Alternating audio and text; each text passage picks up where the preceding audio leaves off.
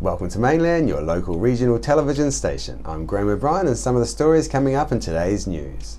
Nelson Tasman mayors gear up for Christmas dinner, eco homes and cherry trees revealed, Mapua Wharf remains exposed, and more. It's been 35 years since the mayors of Tasman District and Nelson City first held a Christmas dinner to bring a bit of cheer to senior citizens who may otherwise spend the day alone. This year it continues on in the same spirit in the Nelson College Hall. We caught up with the Mayor of Nelson, Rachel Reese, and Tasman Mayor Richard Kempthorne to ask them about this event. Mayor Reese, thanks for talking to us today. You've got the Mayor's Christmas dinner coming up. It's a special event, very popular. Can you tell us a little bit about what people can expect if they come along? Oh, Graham, it's a really special day. I enjoy attending the Christmas dinner. So I first want to say get your tickets from Nelson City Council. It's a day where senior citizens who perhaps don't have someone to share Christmas with come along to share fellowship with other people. There's great singing, there's great food, and Father Christmas will be there, lots of Santa hats, and it's just a brilliant day. Will we be expecting a duo between you and Mayor Kempthorne? Oh, I think we do sing, actually. I've just got to think about that. Now, I'm sure we'll be able to sing a carol together. I'm absolutely sure. I can do Jingle Bells. There we go. Oh, looking forward to seeing that, and it'll be a good day for, like you say, all the people that need somewhere to go for Christmas.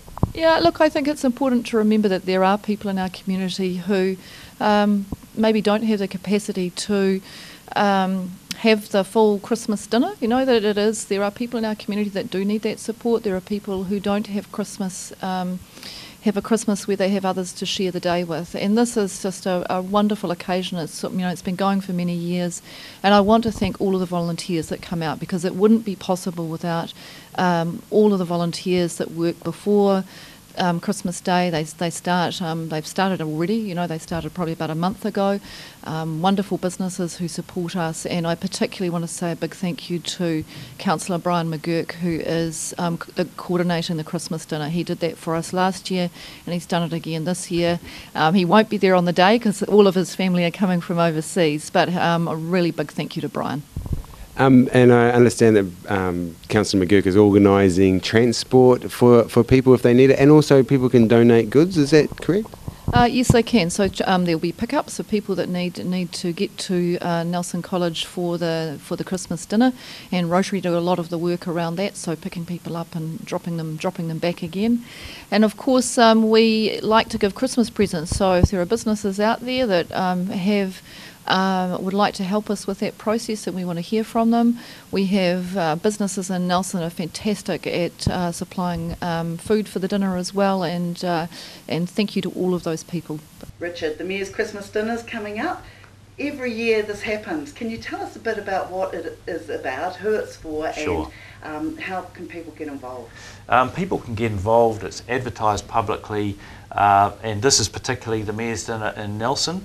Last year it was at Nelson College. I'm not sure exactly where it is this year, but it's a great time for people that don't have family and friends, yeah. and they can come together and they have a great time. So there's a bit of performance beforehand. People come in, they have a thoroughly enjoyable time, then they have a lovely dinner.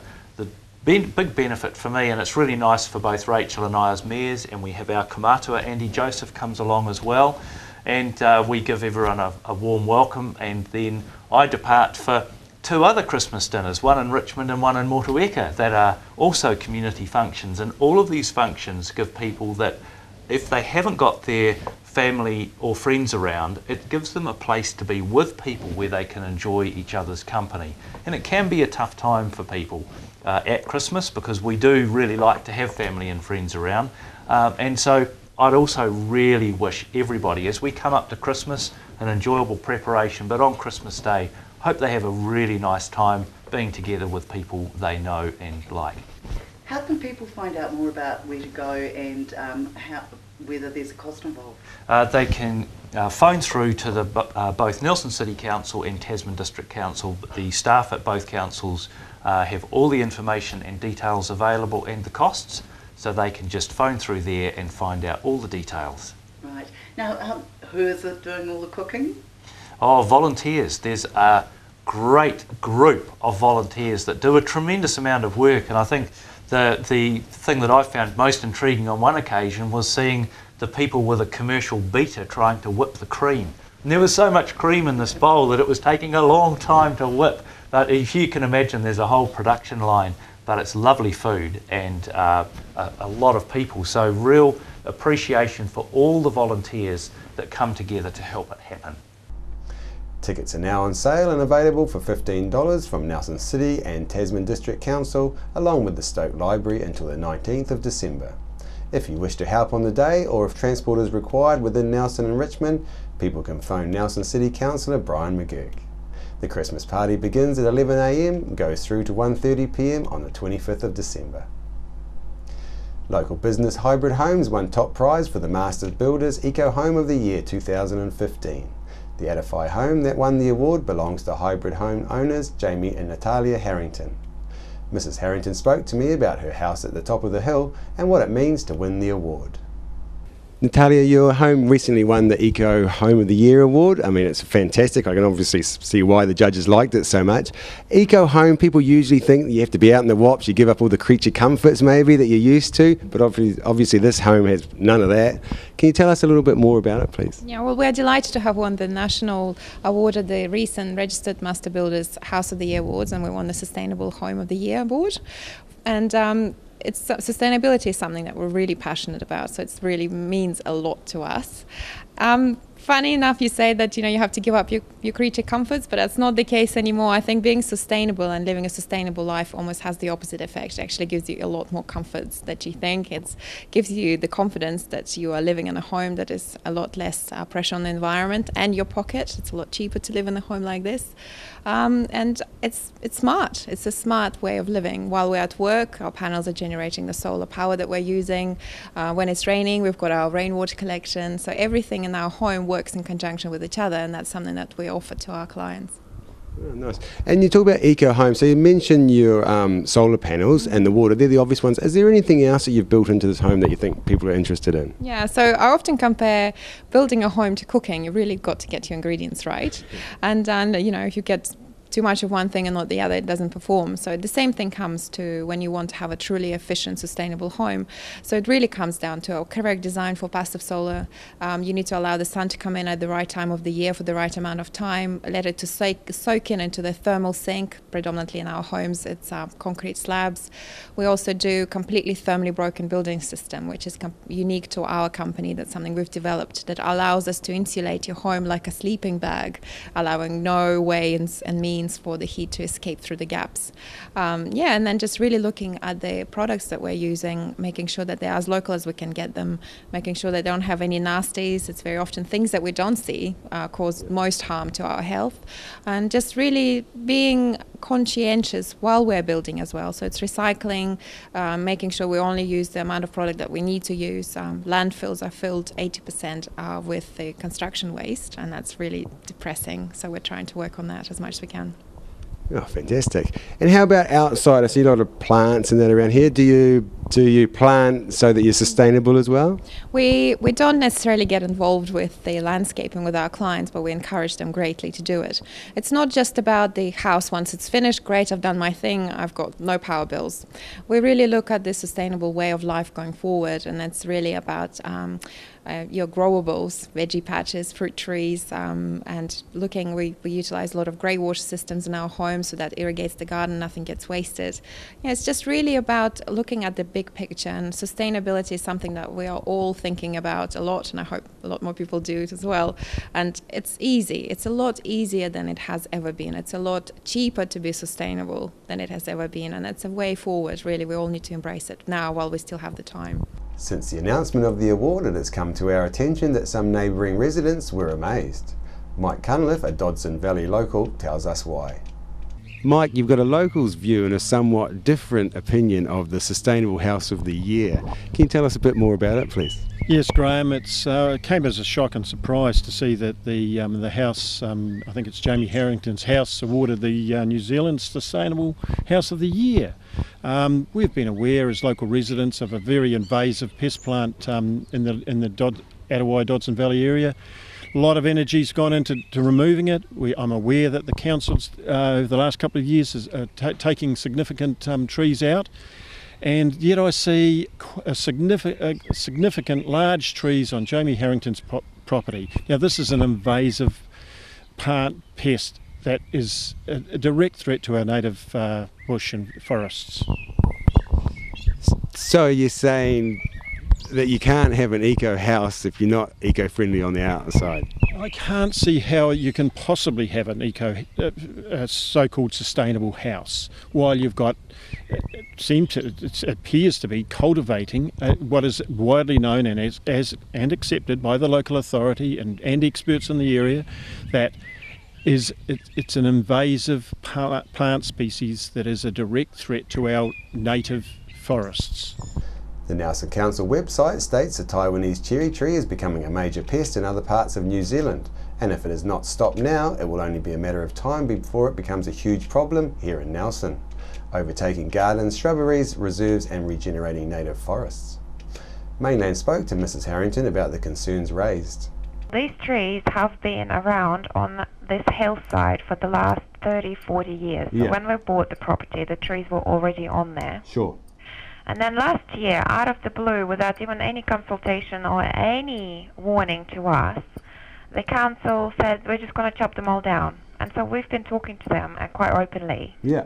And they are coming to cut them down, but they've run out of money of this year, so they're coming next year. Problem with it. Council running out of money, that doesn't happen very often, does it? No. If you do your research, it's only a problem in subtropical conditions. Nelson's climate is not subtropical. Okay.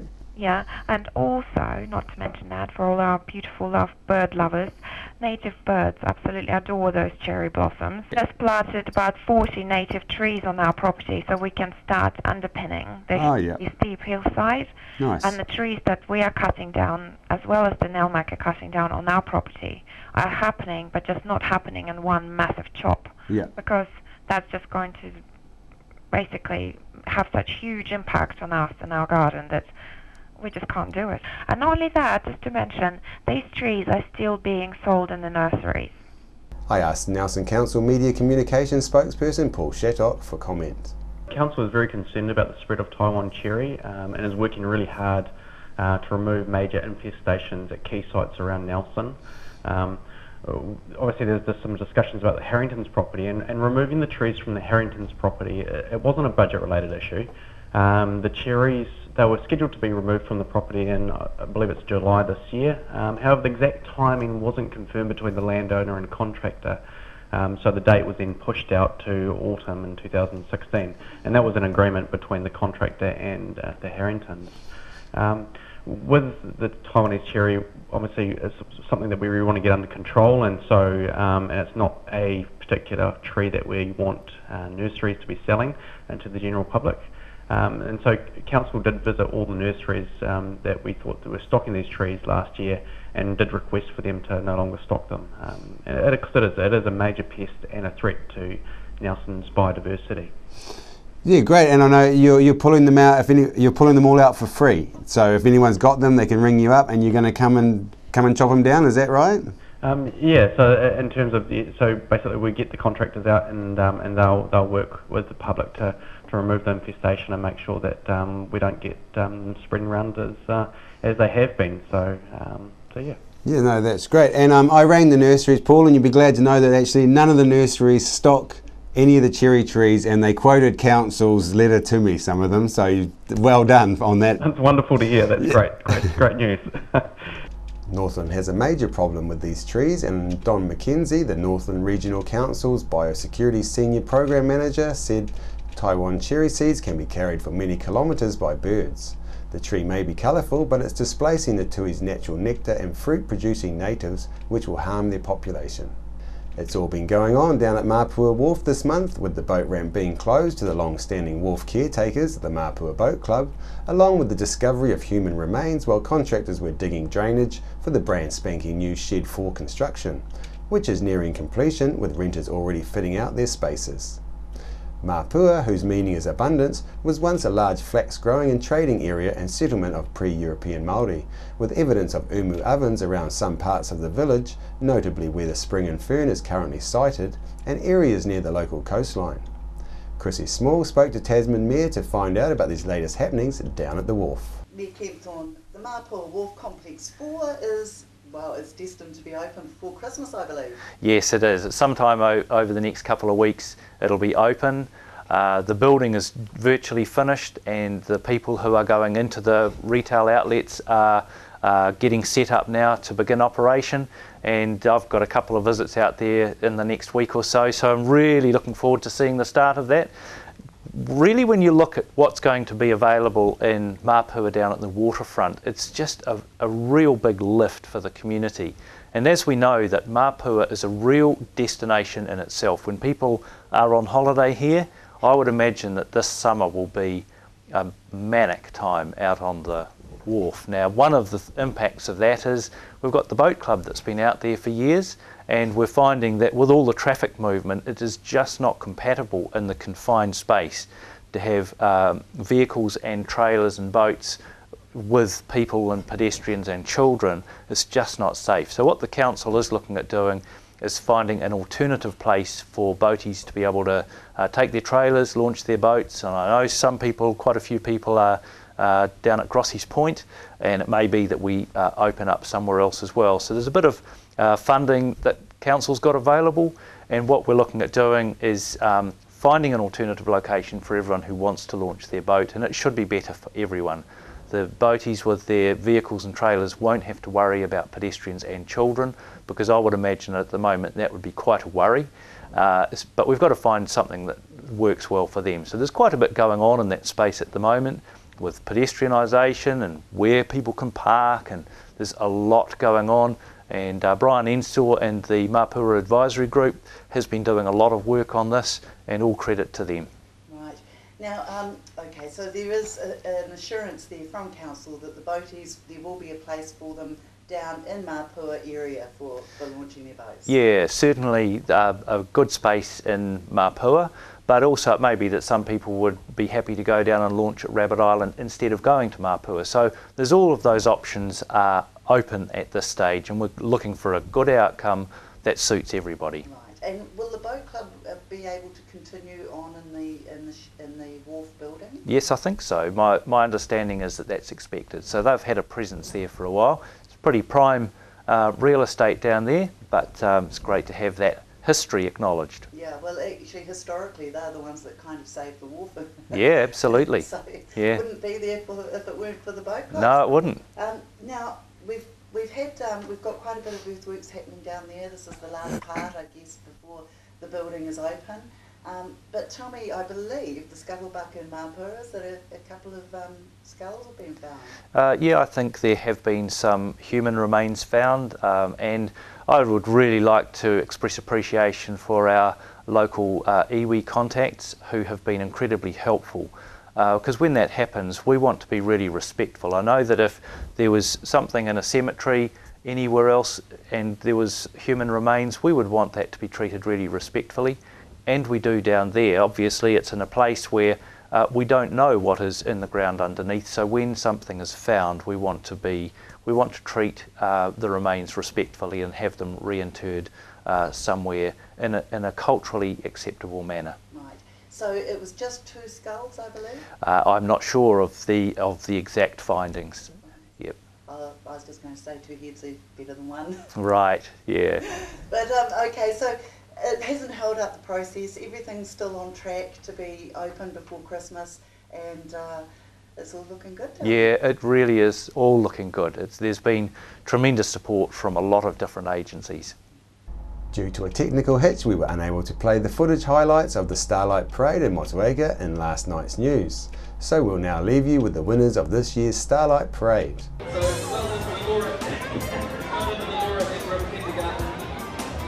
Thank you for coming into our parade tonight.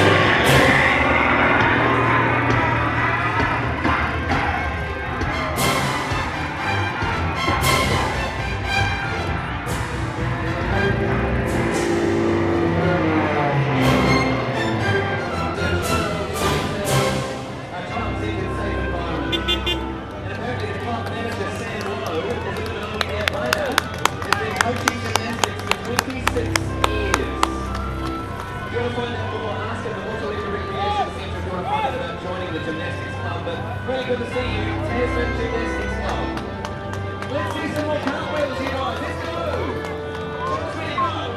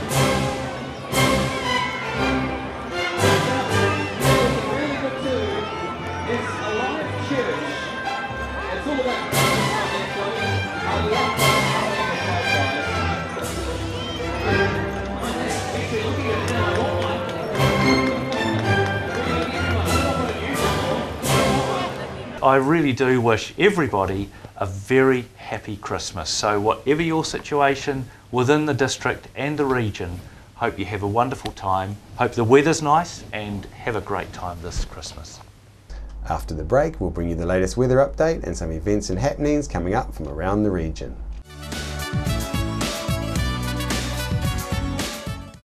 Why would you want to pay as much as $1,000 for a single bed mattress when you can buy a high quality locally made mattress like this for as little as $220? And a queen size mattress could cost you in excess of $3,000, but at Nelson Beds you could have a mattress like this as low as $425. So why would you go out and spend a fortune on your child's bedroom when you can come to Nelson Beds and buy a complete single mattress and base set, a 7-drawer Scotch chest, a headboard and a 3-drawer bedside cabinet for as little as $979? So call and discuss our custom manufacturing options and local after sales service at Nelson Beds, Nelson's only bedding manufacturer. Welcome to Smugglers Pub and Cafe, open 7 days a week with free parking all day. Our lunch menus have that fat old-fashioned flavour where we treat you like treasure with the food you'll savour. We cater for children, grannies and granddads too, with special rates and privileges given to the elderly lunchtime crew. Our staff are friendly and kind and want to see you all come back time after time. Daytime or evening, it doesn't matter. Give us a call on 546 4084 and we'll be happy to spoil ya.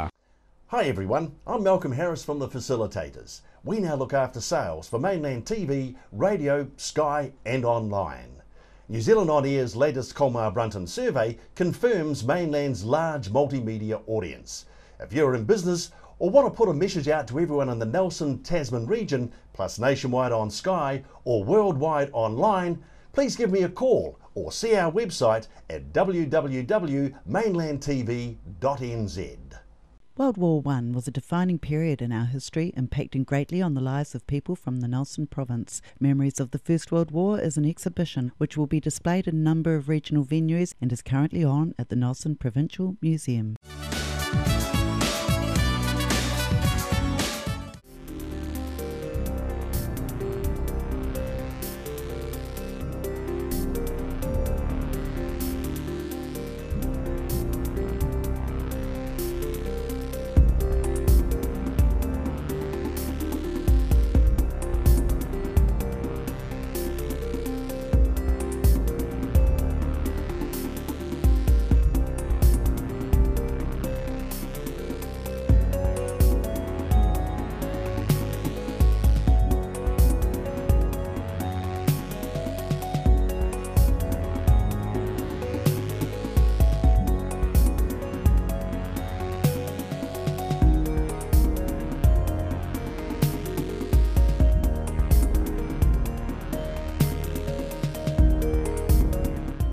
Second-hand Sunday is on again this coming weekend on Sunday the 13th.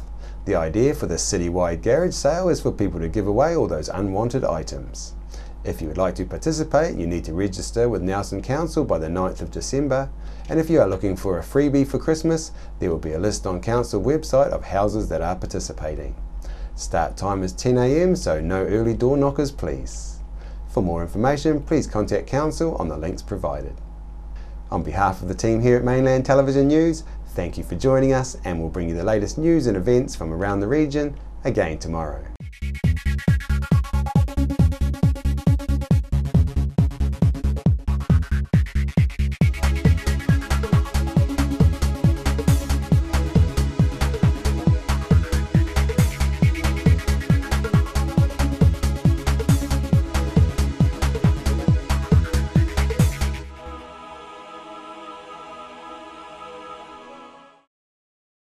Supporting local content so you can see more of New Zealand On Air.